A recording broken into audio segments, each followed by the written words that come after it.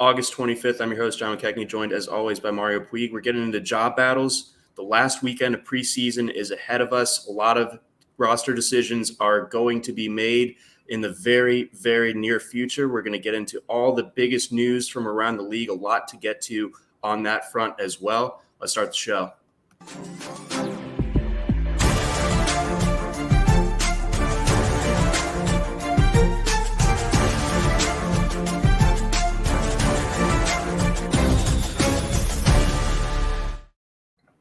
Welcome on in. This is the RotoWire Fantasy Football Podcast. John McKechnie, Mario Puig, hanging out with you on this Thursday. This podcast presented to you by our friends over at Dynasty Owner. Mario, we're getting close. We're getting closer. It's the season, still by virtue of starting, after September 10th. It feels like it's still kind of far away, but it's really not. And we're really coming up on it. So we got a lot to get to, and obviously some news is constantly flowing at this time of the year.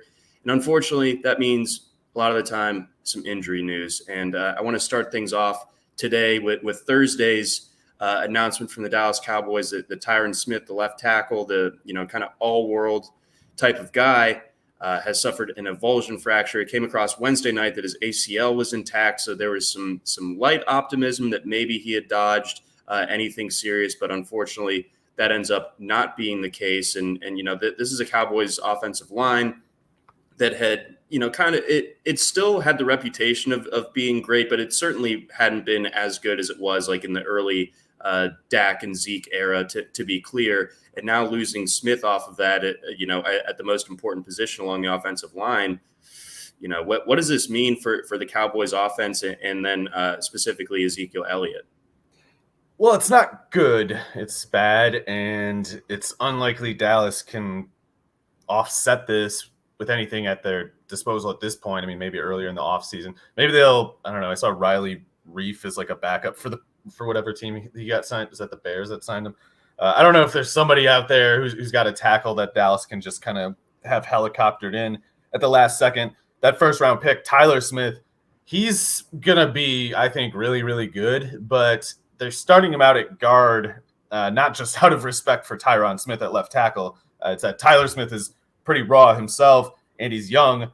He just turned 21 in April, I think. So that's a lot to assume that they can even just slide Tyler over to replace Tyron, and therefore we might not really know who's starting at left tackle for them. It could be Tyler. I don't know. They might have that Steele, the right tackle, move to left, something like that. I don't really know. But it's a scramble, whatever way it goes, and they're not going to salvage it.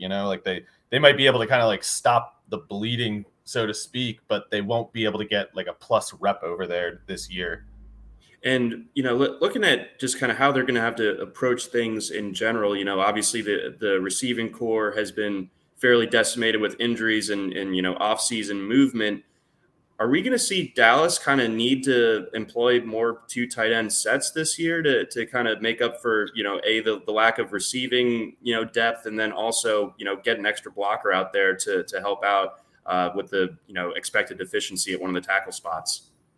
Yeah, I really don't know. We might, especially in light of the receiver personnel lacking as it is, maybe they'll try to be a little more run heavy than they were planning on previously. Not just to, mostly to protect Dak, I guess, but to also kind of keep defenses a little more run-minded and a little less quick to just go into a pass rush blitz, running stunts and things like that can cause a lot of problems on passing downs. Maybe they try to get the ground game established, and that might be a way to protect Tyler Smith too, even if they're keeping him at guard. He was a holding risk coming out of Tulsa, basically, because his technique is sloppy. But it's a little easier to get by sloppy playing in the interior than it is on the edge. So running the ball a little bit more, it's kind of like a defensive, it's like a retreat strategy, but it might be their best option at this point. But it's not good. They're lacking at a lot of important points of the roster. Their depth doesn't really exist anywhere except linebacker for some stupid reason. And they, if not for Washington, I would think they're at risk of finishing last in the division, but no one's as bad as them.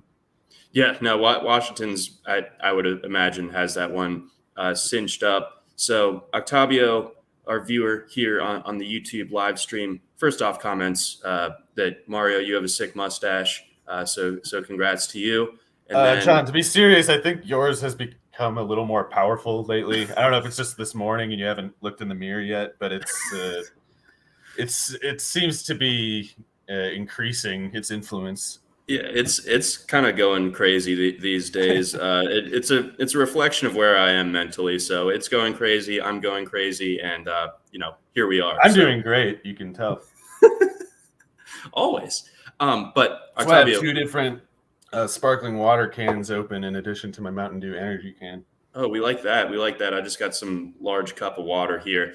But like a little lazy Susan with my soft drinks. Sorry. But yes. But anyway, that soft drink talk will continue shortly. But Octavio does want to know, like, kind of our final verdict in light of this news when it comes to this Dallas backfield. Like, do you expect Zeke's ADP to slide? Do you see this being something where, like, they have to use Pollard a little bit more, just as, like, the short, quick pass game goes to alleviate some of, like, the pressure concerns that created by this offensive line? What's going on with all of that in your opinion? I'd expect Zeke to fall. I don't know if it really makes that much sense. I think it's worse for Dak, and I don't know. Dalton Schultz is not a blocker, which kind of saves him a little bit in fantasy because he'll never have to block because he's too bad at it. But he might get an even lower depth of target in light of this. Like, Dalton Schultz can only run basically 3 kinds of functions all in the same area of the field, and the value of him before was kind of like, well, the defenses are sitting a little deep on Lamb and Cooper, but Dalton Schultz keeps getting them with these little hooks in the middle of the field, and they're not ready for it. And we just kind of eke out these little chain moving drives sometimes when the pass rush is otherwise not getting to Dak. But the scenario of the pass rush getting to Dak is more likely now, and either he's kind of just getting hit and the ball's not going anywhere, or they're getting rid of it a little sooner. And Schultz's target share is locked up, but he might have something ugly. It's like, I don't know. I don't think he's very good, first of all. And I think with this high exposure, deteriorating circumstances this year with Cooper being gone and the offensive line getting worse, I could imagine Schultz averaging something like 6.3 yards per target, like basically like Pat Freiermuth box score, but Freiermuth is actually good, and Schultz, in my opinion, is just kind of like an up-jumped backup. So I think Dak is in trouble. As someone who has like 30% CeeDee Lamb in my best ball portfolio, I think I'm going to, not that I'm worried about him, but as someone who has almost a third share percentage, I'm going to not really try to acquire more there because I got enough. And I don't think it's going to hurt him, but it is admittedly a little more, not likely exactly, but it's a little bit more of a threat. Zeke, I think, is kind of going to be fine, but the background there is I largely didn't think he was going to be a high yards per carry guy anyway. So if they run a little bit more, I would sooner think that's to his benefit, because I would think that the volume would offset any yards per carry regression in light of the Tyron Smith injury. So I don't have Zeke exposure this year. That's not because I've tried to actively avoid him. So that's another disclaimer there. Like, I'm not putting money on Zeke yet, but the few remaining drafts that I have, if he starts falling, I might try now, because I don't think it's grounds for projecting him much lower than what you ever had in the first place. Julia chimes in, one of our stalwart viewers. Good morning, Julia. I know we switched up the time on you. I was getting worried that we hadn't heard from Julia just yet, but we're here, we're in. It's all good. But yeah, I mean, how far do you think that Zeke realistically falls? Like half a round, like an early fifth type of consideration? So I guess there's the weird thing about that situation is I feel like him, Breece Hall, and Cam Akers all were going in the same spot, and there's just kind of like gloom about all three right now. So yeah. I don't know if those three all sliding means receivers go up or some tight ends go up, or if other running backs go up. I have seen Elijah Mitchell make a little bit of a surge in a couple draft. That might be total flukes, but it would make sense if people started paying attention more to that situation, even for no reason, and started taking Elijah Mitchell a little earlier. But other than him, it's like Josh Jacobs is falling, Antonio Gibson is falling. People hate Rashad Penny too much to let him get too inflated. I guess it's like the receivers or some quarterbacks got to start filling that void if Zeke falls. But as someone who doesn't have much of Breece Hall and has no Ezekiel Elliott, I would definitely be interested in taking them if they start falling into especially like the late 5th or maybe even the 6th in some, if he gets a bunch of like wide receiver heavy drafters. So in that range, I don't think the risk is meaningful at all, even if the upside might be a tiny bit limited. Okay. All right. That makes sense. And and on Pollard, sorry, I don't think Pollard, like they already needed to use Pollard more at receiver to offset their lacking personnel there. So the more Pollard plays receiver, the better for Zeke. And I think to uncertain effect for Pollard, like it's probably not bad, but I don't know if he'll actually do better with wide receiver reps than running reps, because higher catch percentage at running back, lower routes, you get carries at running back, you won't really at receiver, etc. Right. So like it sounds cool in theory, but in fantasy practice, it doesn't really like turn out to like boost his stock all that much. Let's see here. A couple other items. Greg wants to know if he's crazy for having Stephon Diggs ranked as his number 2 wide receiver this year. No, I mean, I don't, but if Diggs has the season that he did 2 years ago, he could be the wide receiver 1. Like that's not even that's not outlandish. And I think there is maybe some enduring regression in Josh Allen's numbers from last year relative to the year before, because his completion percentage dropped a little bit and his yards per attempt dropped a lot, and that was largely at the expense of Diggs. It was more so the drain that Cole Beasley was on the offense, but Diggs lost a little bit in those two, between those 2 seasons. So right. Either that could correct back to what it was 2 years ago, or it could stay the same. And at worst, he's, in that like wide receiver 3, wide receiver 4 territory. And once you're there, it only takes, 1 or 2 missed games for the guys ahead of him for him to technically finish first. So I like Diggs a lot. I don't have a ton of Diggs, but the only reason I don't is because I basically try to rotate evenly between him, Devontae Adams, and CeeDee Lamb.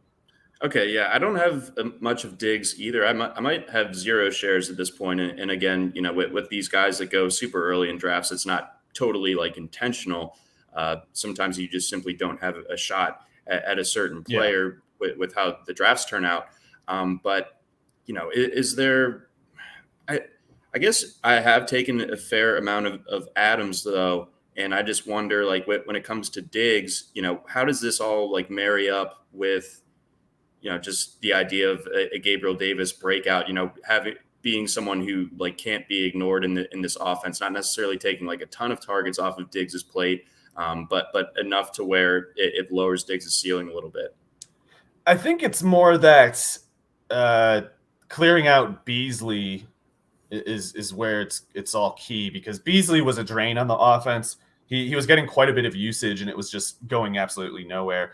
It was him, and it was Devin Singletary in the passing game were complete drains on the Buffalo offense, while Diggs saw regression from the prior year in terms of his efficiency, but he was still good. Like he was still setting the team baseline in an extremely high volume role. So I think, people were trying to find reasons to hype up Jamison Crowder, and now they've kind of stopped doing that, moved on to Isaiah McKenzie and even Khalil Shakir.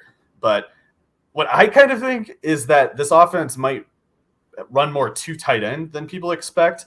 OJ Howard, I mean, maybe he's not the same guy after his Achilles tear. I don't know. But this is a guy who runs a 4.53 40 at like 250 pounds, and he's 6'6".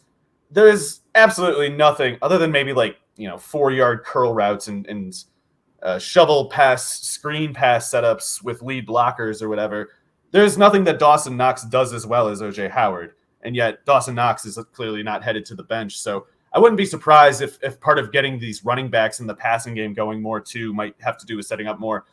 They don't really have I formation personnel, or at least I don't know if they have a fullback, but they could run a lot of 2 tight end, and that would set up more advantageous running looks. It sets up better like screen pass setups for the running backs. So basically, I see less activity at the 3rd receiver spot in Buffalo this year, the 3rd and, if necessary, the 4th receiver spot, to kind of give Davis just enough usage that he can be there.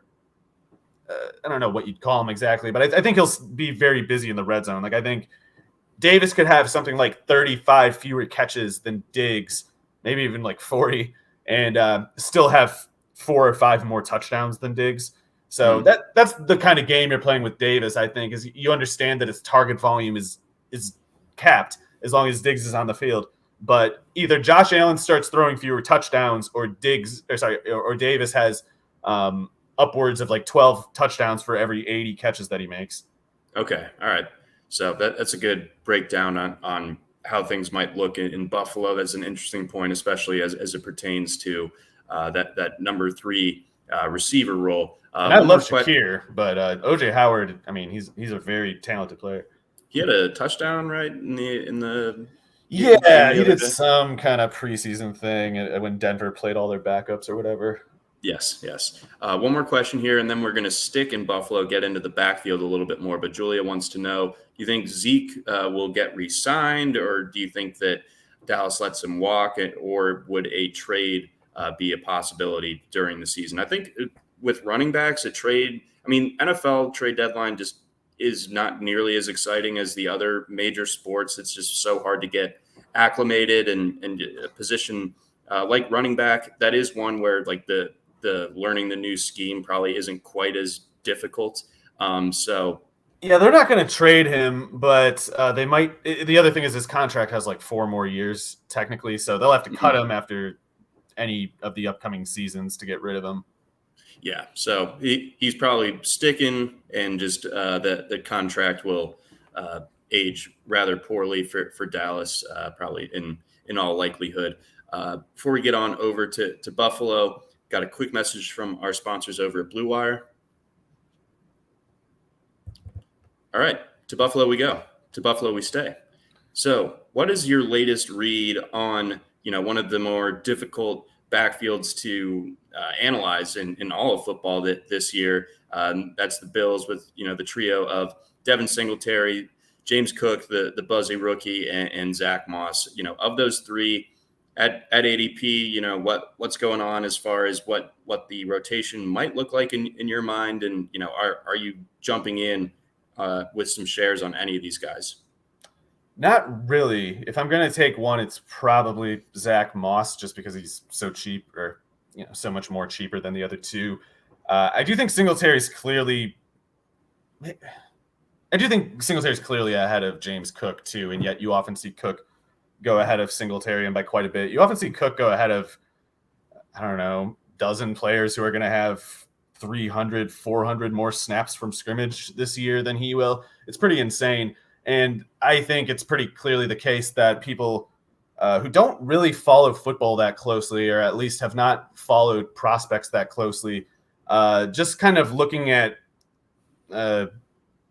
like model-friendly variables such as draft capital status and whatever.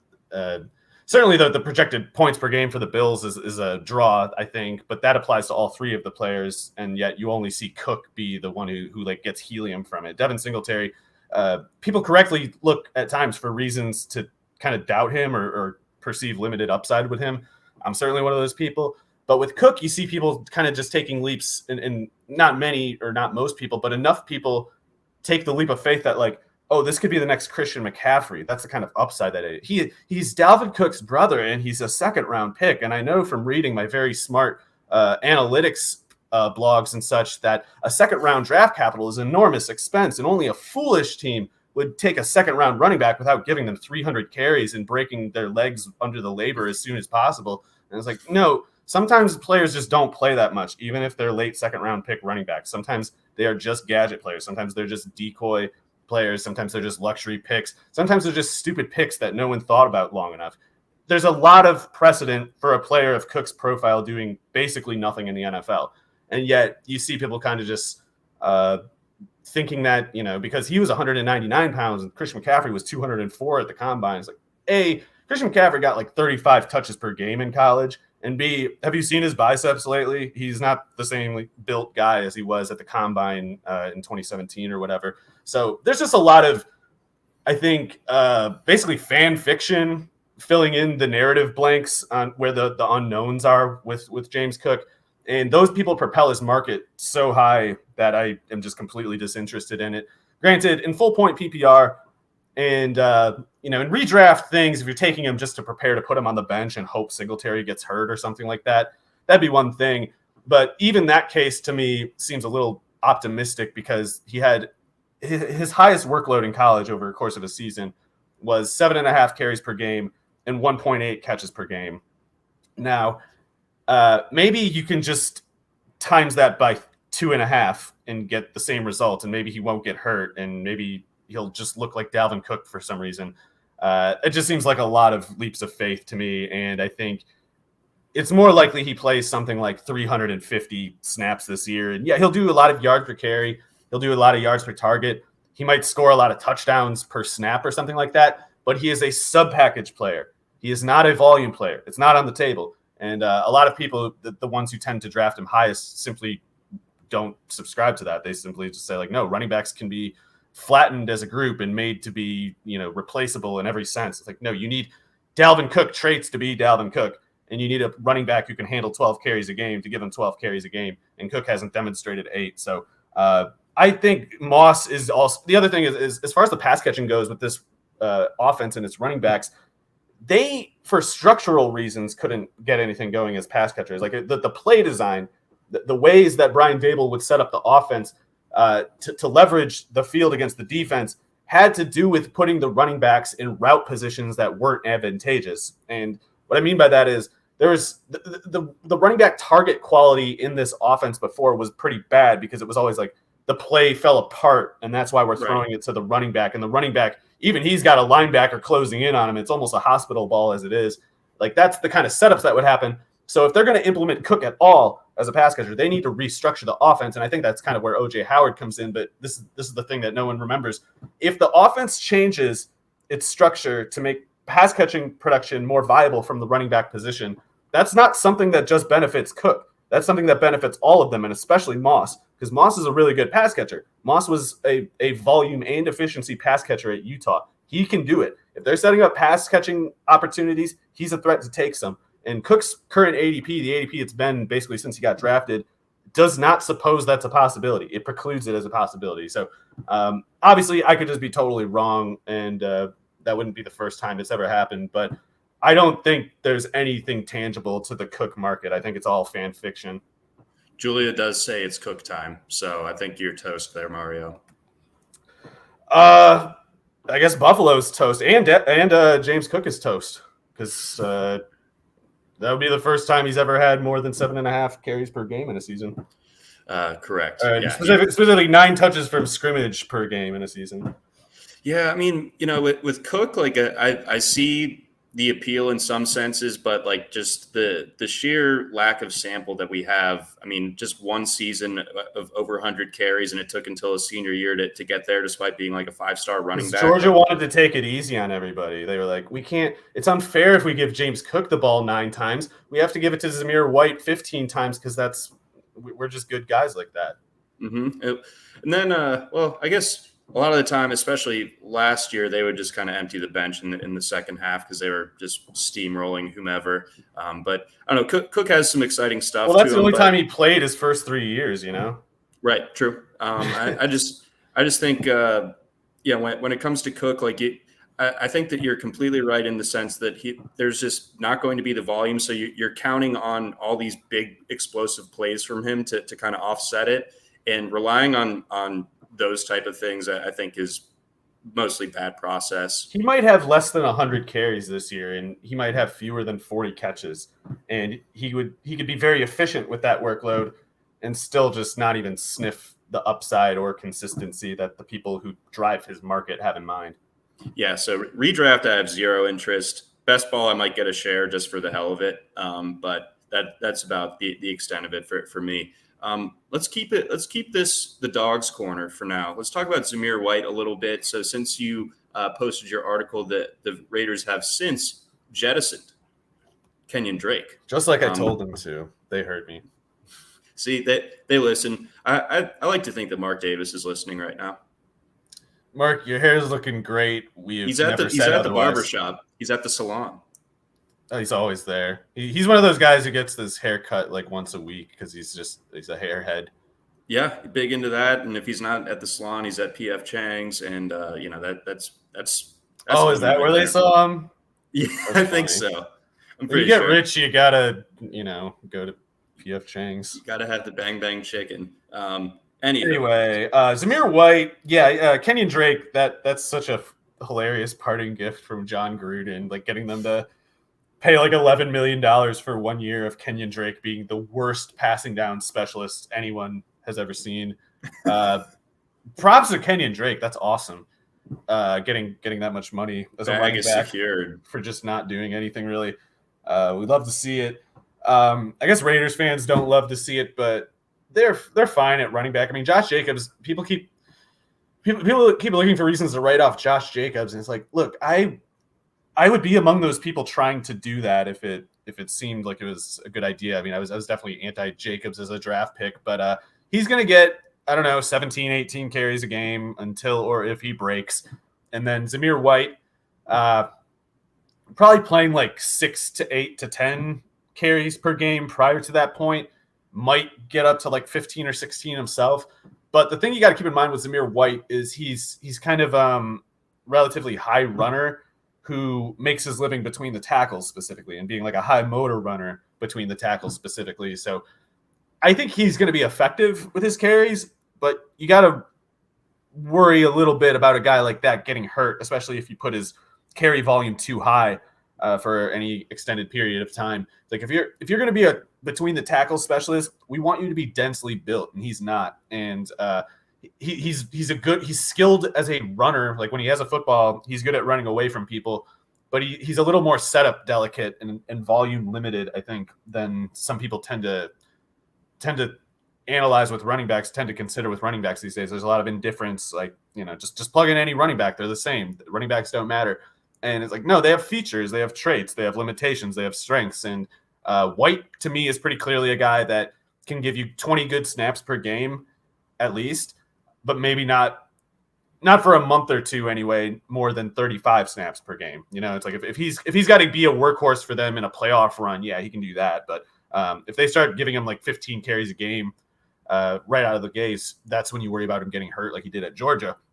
So I do think Amir Abdullah probably plays something annoying like 20, 25 snaps a game. So PPR leagues, I guess you can keep him in mind. But I think Zamir White is mostly going to be like a 6 to 8 carry per game player. And if Jacobs gets hurt, I still think he'd split the carries a little bit. With whom? Brandon Bouldin? Anybody, Brandon Bouldin, yeah, Amir Abdullah. I mean, if they put White out there and give him 20 carries a game in the NFL and they use him between the tackles, that's just begging for trouble. Yeah, likely the case. And to me, obviously, I've known about Zamir White for like 5 years. So, but he is explosive. I mean, he could be tantalizing for the reason of, he can break a few big plays on a small carry sample, and he can go into week 3 with like 18 carries for 130 yards or something. Like he can, if he has a lane, he is pretty fast, and he definitely runs really hard. So he's threatening from scrimmage, even if I'm right to say that he has a snap limit. Yeah, I'm picturing an alternate timeline in which Zamir White didn't tear both of his ACLs earlier in his career because his high school tape was silly. Yeah, he can run. Some guys can't run. Like Brian Robinson can't run. Tyrion Davis-Price can't run. Zamir White can run. Yeah, no, for sure. So, that I guess at the end of the day, like I might be lightly more in. I might need to get like a couple more Josh Jacobs shares. I liked, when we were talking about him earlier in the offseason, I was like, well, they're not picking up his option. They might just try to run him into the ground. I don't know. I still think that could certainly be the case. I don't know. Yeah, and he's totally decent too. Is the Raiders, whatever problems they have, Josh Jacobs is not among them. They're not going in like, God, how do we get the ball away from that guy? They're thinking like, all right, Jacobs is fine. Do we want to give him $12 million a year? No. It's like, oh, but he's fine. Who cares? Anyway, next thing. Like that's how much they care. And then let's see here. Julia notes that Jacobs might get his touches eaten into on third downs, but it's like if you're the Raiders, unless it's third and short, do you really want to be running the ball. Jacobs I mean, you have Jacobs is one of Devontae those Adams guys. and Renfro now. Like you have a guy. His nickname is Third and Renfro. They're going to throw it to him. It doesn't really affect Jacobs.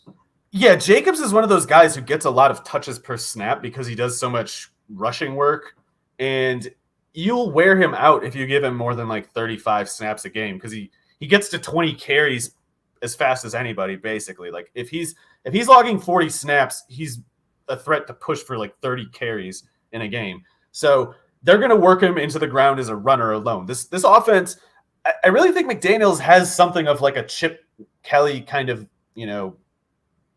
hybrid of that sort of approach where he fixates on the tempo and he fixates on using the run in the context of a tired defense on its heels and both bashing them with like physical dominance, and when you feel them in the retreat, you hit the tempo to make them feel like they're drowning and just running out of air, and that requires a lot of reps. You end up playing games with 77 snaps, 82 snaps on offense, which is really high for the NFL. And when you do, you can't make Josh Jacobs play 65 snaps. You need guys like Amir Abdullah to play 20, 25, or else you'll break Jacobs too. So I don't think those two are really relevant for Jacobs, to be honest. Yeah, I'm not sure that I am either.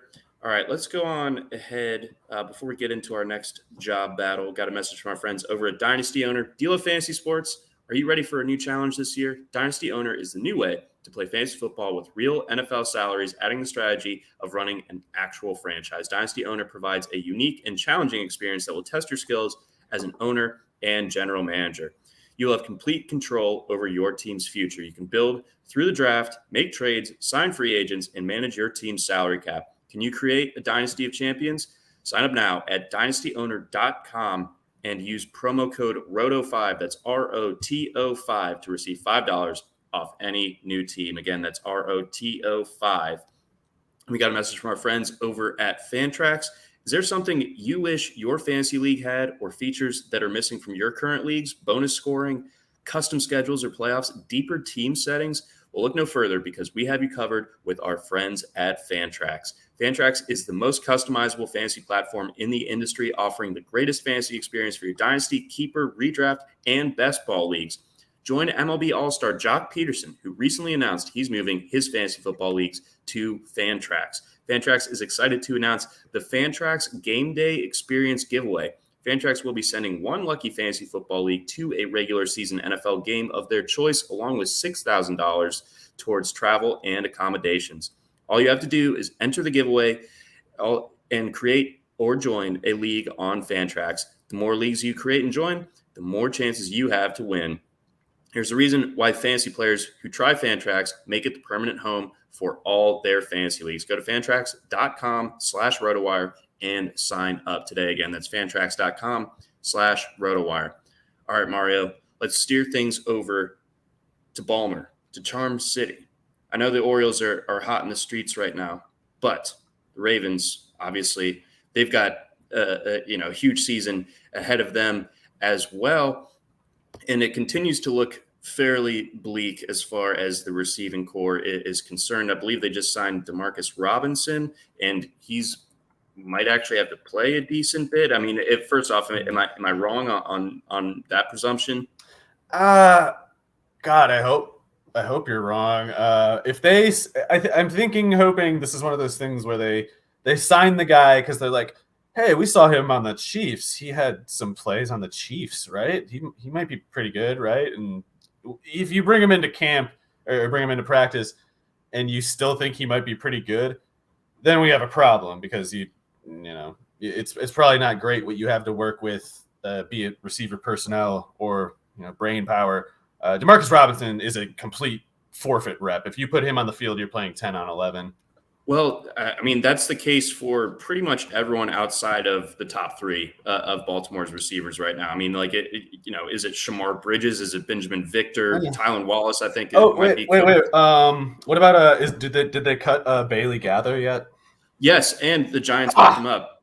Yes, I was hoping Bailey Gather would be the thing, especially after roasting Kyle Hamilton in that one play.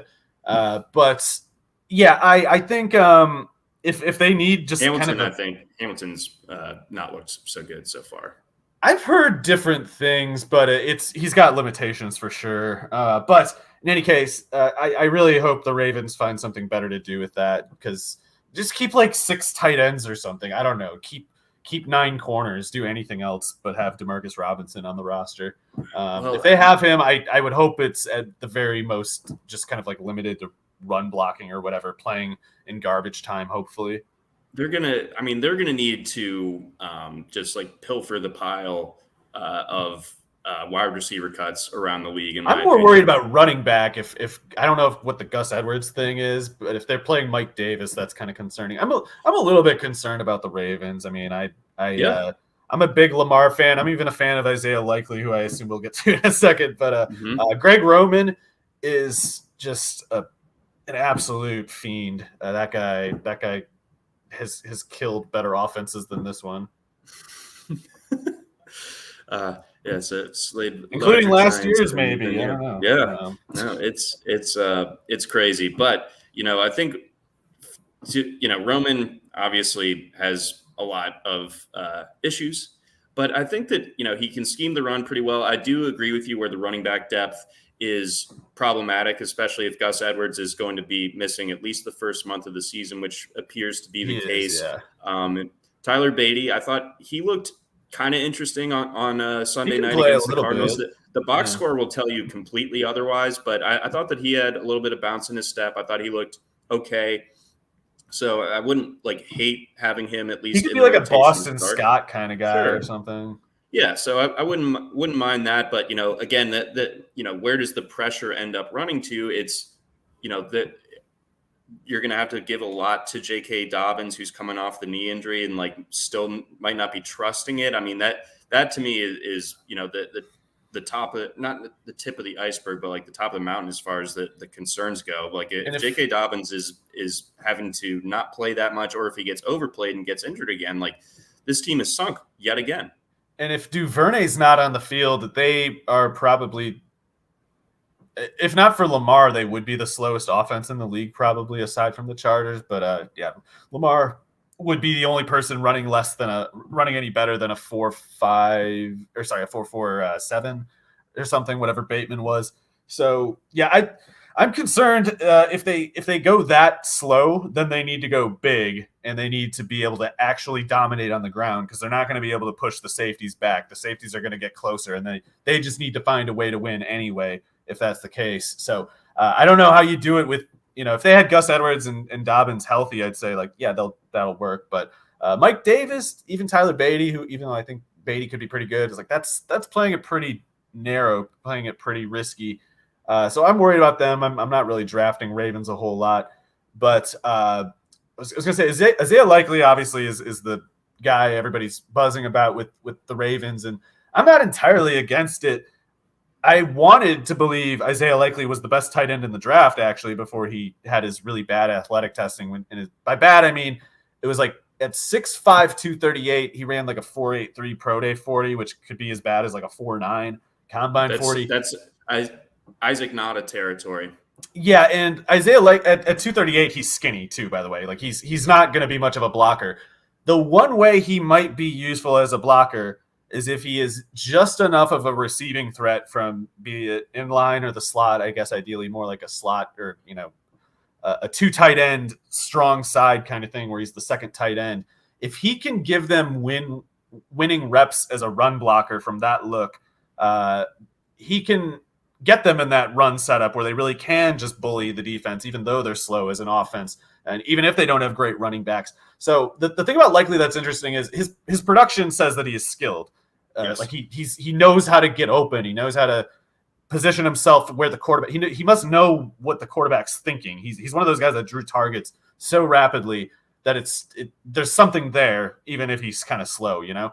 If he's running I think that there's some parallels to the offense he played in college. Probably the Ravens. In the sense that Coastal was an explosive offense that didn't throw the ball much, but they were getting, like 12 yards per attempt. They were like 30 pass attempts per game or something. Yeah, so something in that neighborhood. And so defenses knew that the ball was going either to Isaiah Likely or Javon Hiley, and they still couldn't stop Likely whatsoever over those last 2 years. So, I mean, I think that, yes, it's unfortunate that the athleticism didn't turn out to be what we hoped. But I think that, to your point, he's a skilled pass catcher. And I think that this is a nice fit for him in the sense that Baltimore just doesn't really have pass catching talent outside of Mark Andrews and Rashad Bateman. So I think by necessity, they might need to play him a lot and target him a lot in this offense. And, I could see Roman having no problem, no qualms with like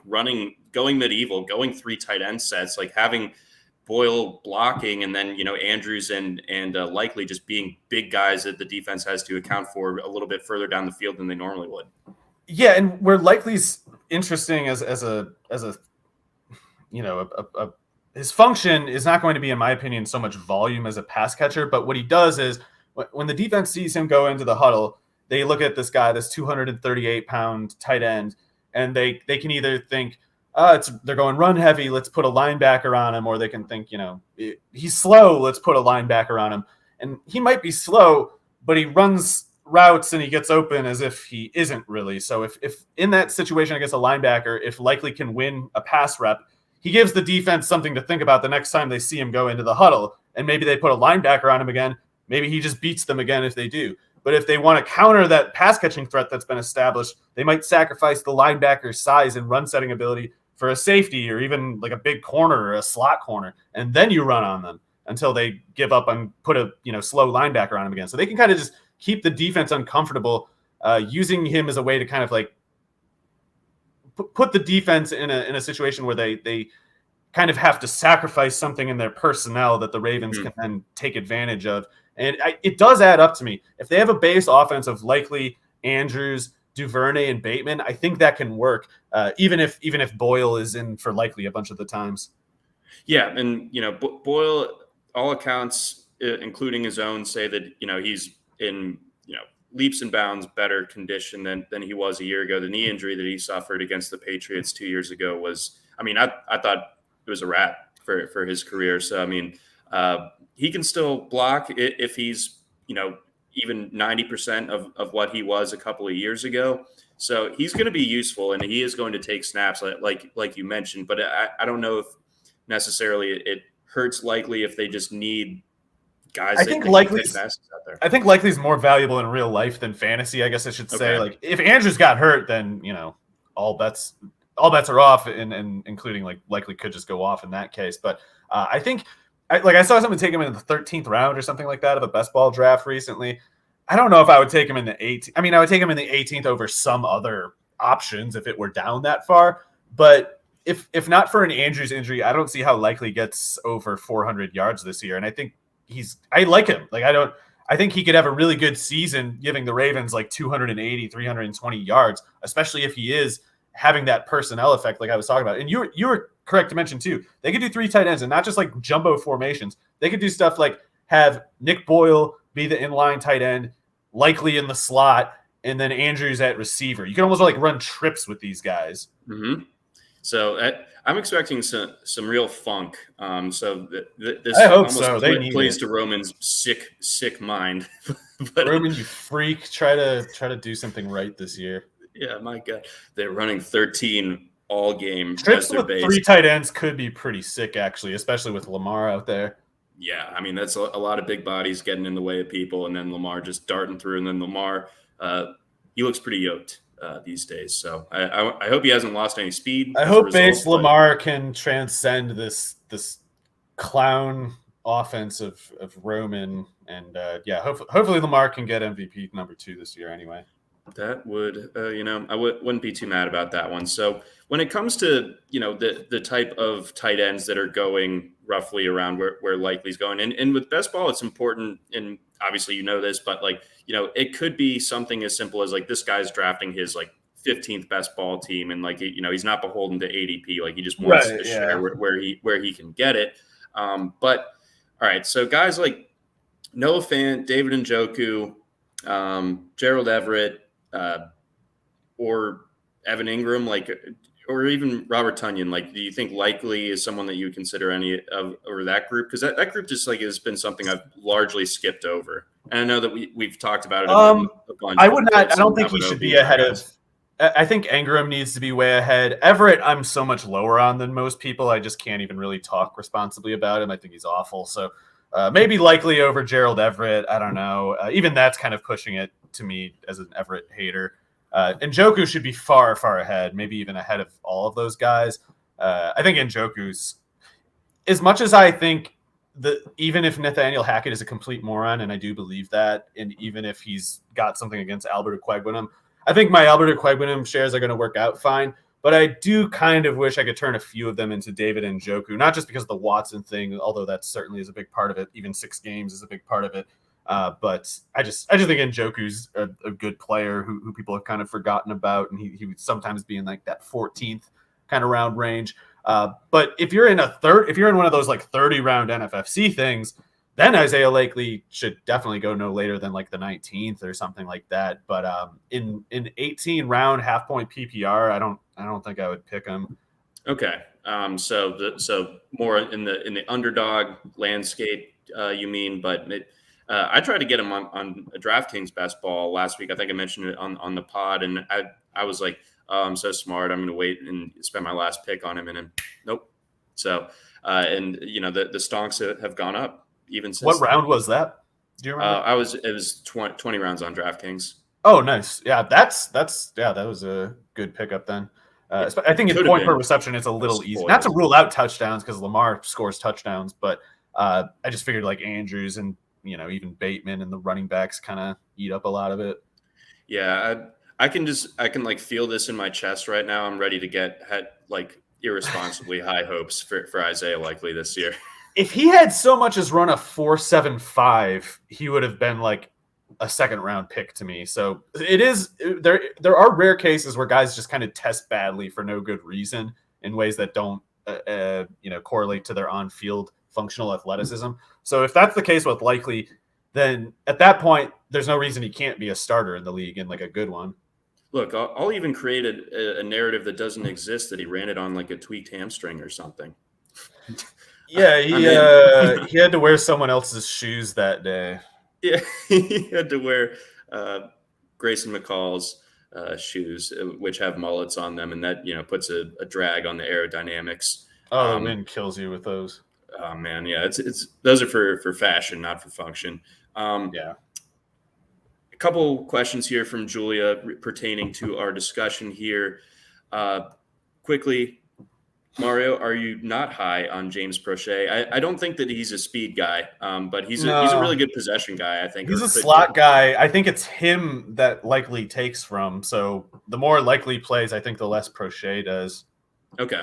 Prochet, like, still lightly interested in PPR, but he's been banged up a lot in camp. But I think that he could be like their best slot guy. But again, we just talked about them just kind of eschewing the traditional slot receiver and maybe using tight ends there instead. And then looking ahead for Dynasty, Bellinger, Isaiah Likely, Brevan Jordan, or John Bates. I don't mean to skip Bellinger exactly. I think he's interesting because there's not many really like him. There's not many 200 even like him. There's not many 255-pound tight ends who run a 4.63, and I saw some stuff about people saying like, oh, he's dropping passes in camp. Ricky Seals-Jones is the number one tight end.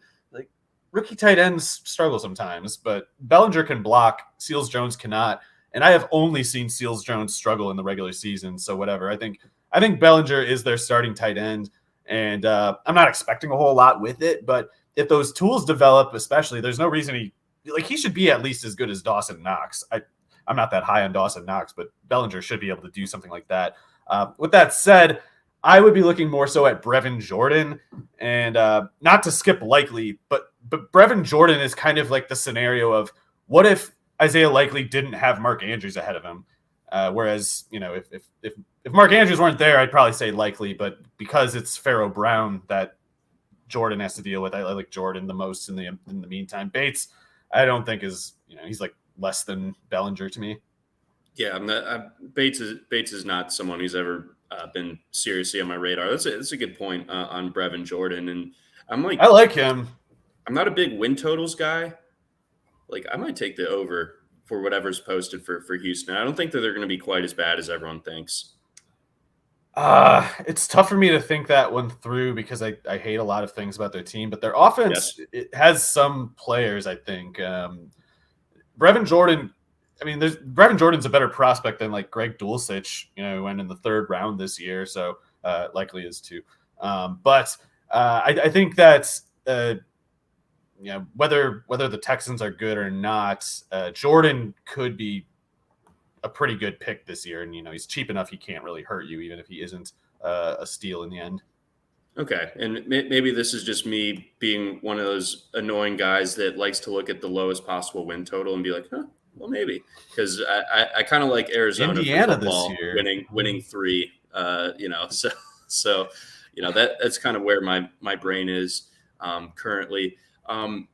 Anything else you wanted to touch on here? I guess I wanted to get your thoughts on Mike Gosicki. The odds of him maybe getting moved before the season. That sounded like it was bandied about a little bit on Twitter earlier this week as a possibility.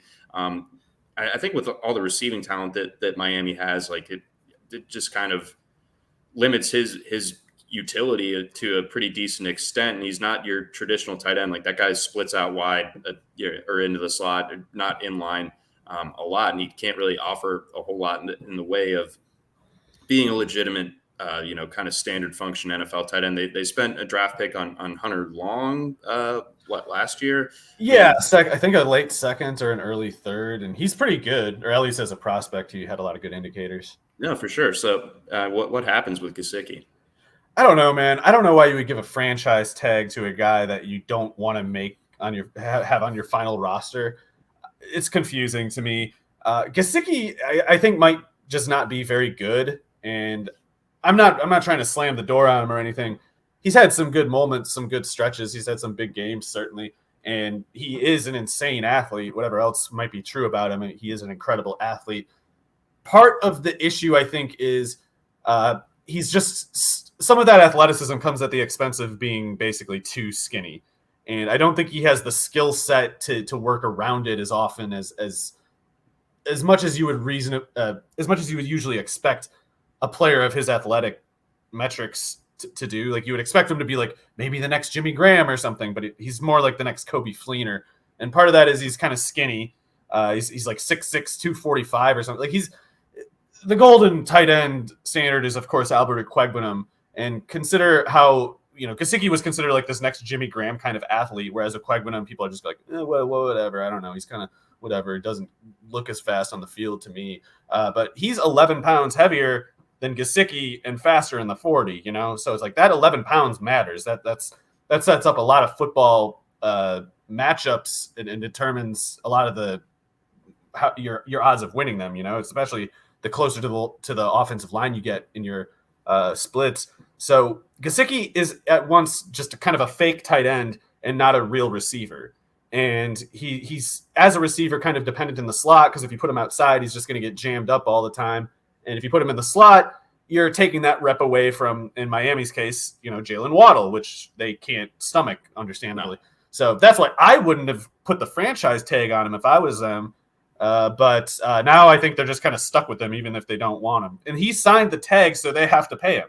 So I think they're just kind of screwed. As far as a team that might take him and where he would fit best, I think pretty clearly the best fit for Gosicki would be the Chargers. But I don't know, like, they're not going to move Everett after signing him to a 2-year, pretty well guaranteed deal. They kind of already have the Giants. They kind of have Parham already is kind of whatever Gosicki would be to the Chargers. The Giants, I think it would take away from the receivers, and they got Sterling Shepard coming back.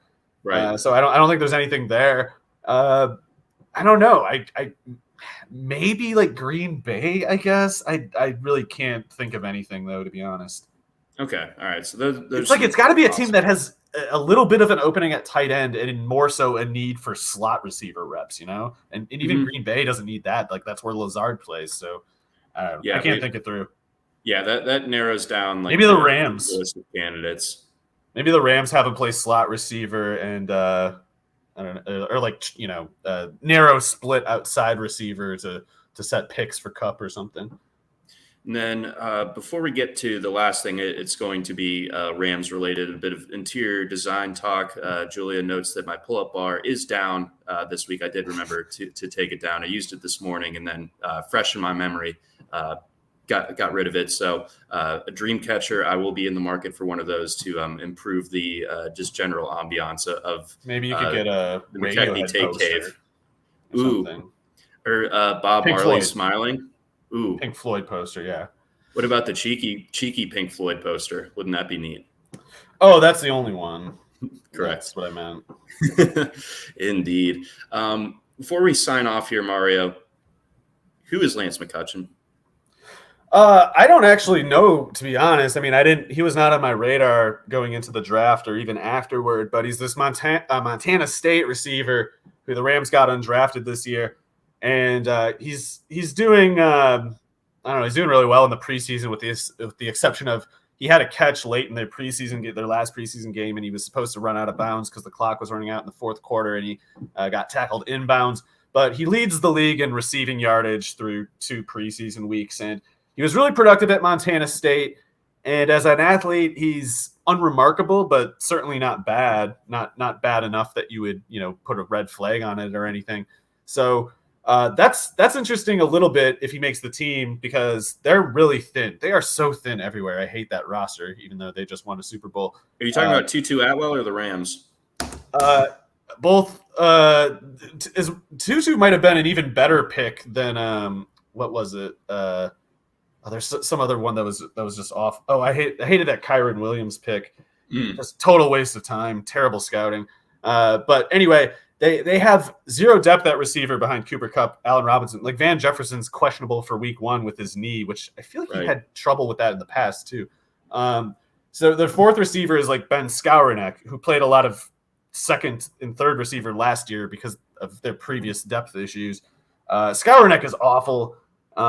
He plays a little bit different of a position than McCutcheon. So basically, we need the Rams to kind of delete the Skowronek reps and give something more appropriate for McCutcheon. But if he keeps producing like he has, and if he, I mean, he's not going to make it to the practice squad, or at least I'd be surprised if he did. So I don't think they're going to cut him. And if the Rams need to complete a pass, McCutcheon is probably better than Skowronek. So we'll see. Otherwise, Bryson Hopkins is for some reason, like they cut Kendall Blanton. They had Kendall Blanton playing ahead of Bryson Hopkins the last 2 years, and he was like their starter in the playoffs. And then they cut him. And now they're going with just Hopkins all of a sudden after refusing to play him last year, even though he's the opposite kind of tight end as Blanton. I don't know what the Rams are doing with their personnel. It drives me insane, clearly. But McCutcheon could be really interesting if, say, Van Jefferson were to miss any time, basically, because he could be their third receiver. Got it. So probably not spending any redraft capital there, but certainly on 30 round NFFC best ball maybe, but otherwise just kind of like. Be a lot of these times these players pop up in redraft, in the season, and there's people making big fab decisions on short notice, and there's just hysteria in the media coverage of it because there's all these hot takes and just ill-informed people running their mouths about everything, and people kind of make scrambled irrational decisions. Just think of McCutcheon this way: if he shows up in the playing time, like if he starts getting playing time, you have some reason to believe he might succeed, and you might have some reason to go along with whatever fab it might take to get him. He's not some bum, basically, if his name comes up. Got it. Okay. All right, good. I'm glad that we were able to touch on that. I know he's been one of the buzzier guys this preseason, but that's going to wrap things up for today's episode of the RotoWire Fantasy Football Podcast, again, brought to you by our friends at Dynasty Owner. For Mario Puig, I'm John McKechnie. Thanks for listening. Try RotoWire today, free for 10 days. Get our premium tools, rankings, analysis, and breaking news alerts. No credit card required. Go to rotowire.com/